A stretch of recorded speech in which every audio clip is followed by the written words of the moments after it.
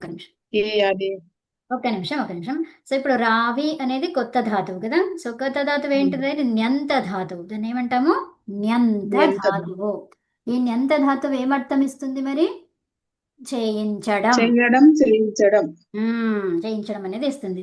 అది ఏ విధంగా? హేతుమతిచ. హేతుమతిచ అనే సూత్రం ప్రకారము ఆ అర్థాన్ని ఇస్తుందన్నమాట. అంటే ఇప్పుడు రావి అనే దానికి అర్థం ఏంటిది? శబ్దం చేయించడం. తర్వాత వెళ్ళేలాగా చేయడం. ఓకే, శబ్దం చేయించడం లేదా వెళ్ళేలాగా చెయ్యడం అనే అర్థాలు ఇస్తుంది రావి. అర్థమైందా?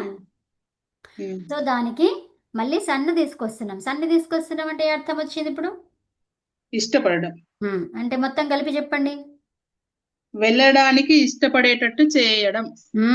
మరి శబ్దానికి? శబ్దం చేసేలాగా ఇష్టపడడం. చేయించడానికి ఇష్టపడడం. శబ్దం చేయించడానికి ఇష్టపడటం. అది అర్థమైందా? శబ్దం చేయించడం అని చెప్పుకున్నాము, అవునా?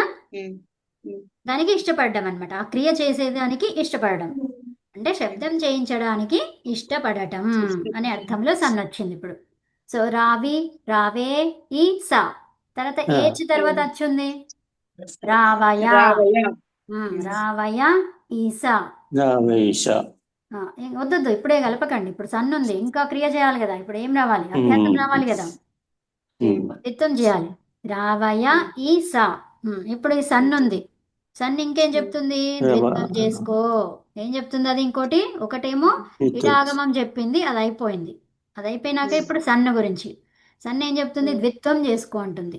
ఏమంటుంది? ద్విత్వం చేసుకుంది. ద్విత్వం చేయాలి. మరి ద్విత్వం చేయాలంటే ఎవరు వస్తారు ఇప్పుడు? అజాది ప్రత్యయం ఉంటే ఎవరు వస్తారు? ద్విర్వచనేచి. అదేం చేస్తుంది? పూర్వవత్ భావాన్ని ఇస్తుంది, స్థానివత్ భావం. స్థానిలో రావయ అనేది రావడానికి కారణం ఎవరు? రు అనే ధాతువు. రావయ రావడానికి కారణం ఎవరు? రు అనే ధాతువు. రు అనే ధాతువు కాబట్టి స్థానిలో ఎవరున్నట్టు? రు ఉంది. ద్విర్వచనేచి ఏం చెప్తుంది? స్థానివత్ భావంలో ఎవరున్నారో ఆ ధాతువే తీసుకో అభ్యాసానికి అని చెప్తుంది. ఓకే, ద్విత్వంలో ఏం చేసుకోమని చెప్తుంది? స్థానివత్ భావంలో ఏముందో అది పెట్టుకో అని చెప్తుంది, అది రాసుకో, అది తెచ్చుకో. ఓకే, సో అప్పుడు రు రావయ ఈసా. ఇప్పుడు కలపండి. రు రావ యష. ఓకే, రు రావ యష అనే దానికి అర్థం ఏంటి? ఇప్పుడు ఇందాక చెప్పుకున్నాం, చెప్పండి ఒకసారి. శబ్దం చేయడానికి ఇష్టపడటం. ఇప్పుడు ఇష్టపడుతున్నాడు అని కావాలి. అంటే వర్తమానము ఒక్క వ్యక్తి చేస్తున్నాడు, అవునా? వర్తమానంలో లింగ ప్రత్యయం అంటే లట్ తెప్పు, అవునా? లట్ తిప్పు షప్. ఫస్ట్ ఏముంటుంది? లట్. సెకండ్ స్టెప్ లో ఏంటి? తిప్పు. ఈ లట్ స్థానంలో తిప్పు వచ్చింది. మళ్ళీ థర్డ్ స్టెప్ లో ఏంటి? షప్ తిప్పు. అర్థమైందా? ఫస్ట్ ఏంటి? లట్, తర్వాత తిప్పు, ఆ తర్వాత తిప్పు షప్. ఓకే, లట్ తిప్పు తిప్పు షప్, ఇలా చెప్పాలి మీరు. ఏం చెప్తారు? ఇది లట్టు తిప్పు షప్. మళ్ళా లట్టు చెప్పొద్దు ఇంకా. ఓకే, లట్ స్థానంలో అయిపోయింది, తిప్పు వచ్చేసింది. ఏంటి? లట్ ఫస్ట్, లట్ స్థానంలో తిప్పు వచ్చింది అని చెప్తున్నాం. తర్వాత ఏంటి? తిప్పు షప్. ఇంకా అవన్నీ అవసరం లేదండి. వినండి వినండి వినండి. ఫస్ట్ లట్ అండి. సెకండ్ స్టెప్ లో ఏం రాస్తారు? లట్ స్థానంలో తిప్పు రాస్తారు, అందుకని లట్ తిప్పు అని చెప్తారు మీరు. ఓకే, లట్ అనేది తిప్పుగా మారింది అని చెప్పడం. అయిపోయింది, ఇంకా లట్ అయిపోయింది ఇక. సో తిప్పు వచ్చేసింది ఇప్పుడు. అంటే ఏంటి? తిప్పు తర్వాత షప్ వస్తుంది అని చెప్తున్నారు. ఓకే, ఫస్ట్ స్టెప్ లో లట్, తర్వాత లట్ తిప్పు, తర్వాత తిప్పు షప్. ఓకే, మరి కంప్లీట్ గా చెప్పాలంటే లట్ తిప్పు షప్ అంటే ఏంటి? లట్ స్థానంలో తిప్పు వస్తుంది, తర్వాత తిప్పు వచ్చింది అంటే షప్ వస్తుంది. సో లట్ తిప్పు షప్. ఫస్ట్ లట్ అండి. లట్ స్థానంలో తిప్పు, తిప్పు షప్పు. అది ఓకే, తిప్పు స్థానం తిప్పు వచ్చింది కాబట్టి అప్పుడు తింగ్ ప్రత్యయం. అదేంటిది? అది సార్వధాతుకం. సార్వధాతుకం. సార్వధాతుకం ఏం చేస్తున్నావు? కర్తరి ప్రయోగం చేస్తున్నావు కాబట్టి ఎవరు వస్తారు? షప్ వస్తుంది. షప్పు. ఓకే. సో ఇప్పుడు ఇంకా ఇది రాసేసుకోండి. ఏంటది? రురావ ఈష. రురావ ఈష. తర్వాత ఆ తి. ఏమైంది అది? అతోగునే. అతోగునే. రురావయిషతి. అయిపోయింది. అది వచ్చిందా మనకి? రురావ ఈషతి.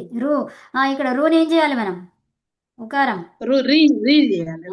రిరావ ఈషతి. అది రూపం. ఓకే. ఇక్కడ రూ వచ్చింది కదా, మనకి ఇక్కడే చేసేసుకుంటే సరిపోతుంది. ఓహో పుయంజ పరే. ఓహో పుయంజ పరే. ఓహో పుయంజ పరే నిద్రలో కూడా చెప్పేస్తారేమో ఇప్పుడు మీరు. ఓకే, ఉత్తమం. అదండి. తర్వాత లీలావ యశతి. లీలావ యశతి ఏం చెప్తుంది? మరి ఇక్కడ సన్ రాలేదు అంటే ఈ సూత్రం వేస్ట్ అయిపోయింది కదా.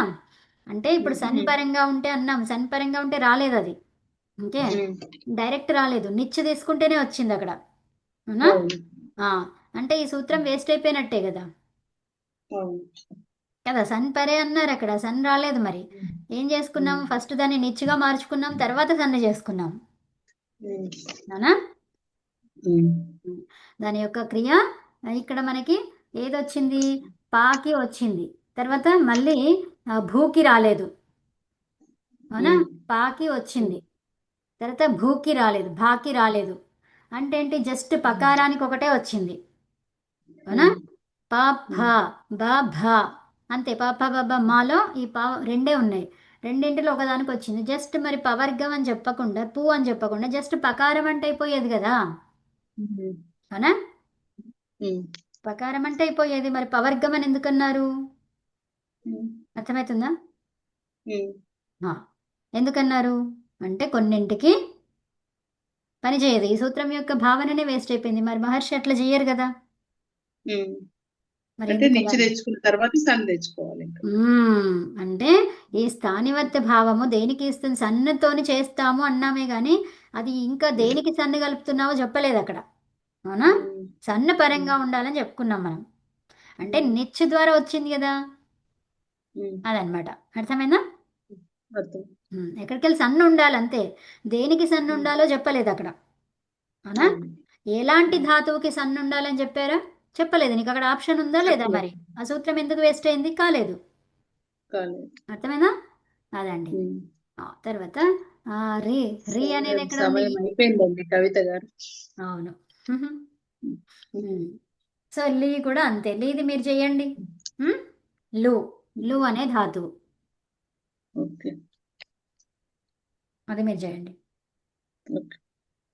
ఇది రూపం రావాలి. లీలావ యశతి రాసుకోండి.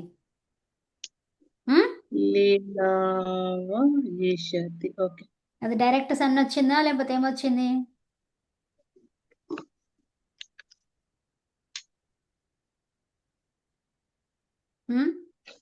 డైరెక్ట్ సన్ వచ్చింది కదా ఇక్కడ. డైరెక్ట్ వచ్చిందా? లూకి ధాతువు అయితే సన్ డైరెక్ట్ ఉందా?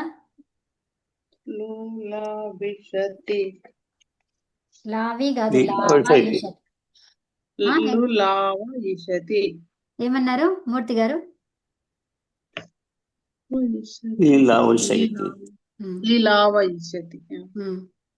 అది డైరెక్ట్ సన్ ఉందా దానికి? లేదు, డైరెక్ట్ సన్ లేదు అక్కడ. లేదు లేదు లేదు, అది చూస్తలేదు.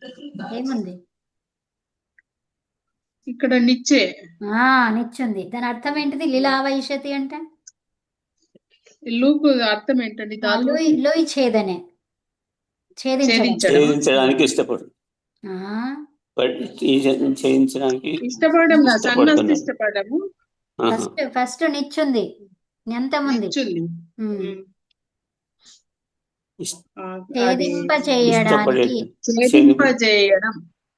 ఛేదింపజేయడం తర్వాత ఇష్టపడడం కలపండి. ఛేదింపజేయడానికి ఇష్టపడుతున్నాడు, అది సంతో చేస్తే. ఛేదింపచేయడానికి ఇష్టపడుతున్నాడు అని అర్థం రాసుకోండి. లీలావ యశతి, ఛేదింపచేయడానికి ఇష్టపడుతున్నాడు. లూయి ఛేదనే. ఏంటది? లూయి. లు అని రాసుకోండి ధాతువు. లూయి ఛేదనే. ఓకేనా? ఇది రూపం చేయండి మీరు.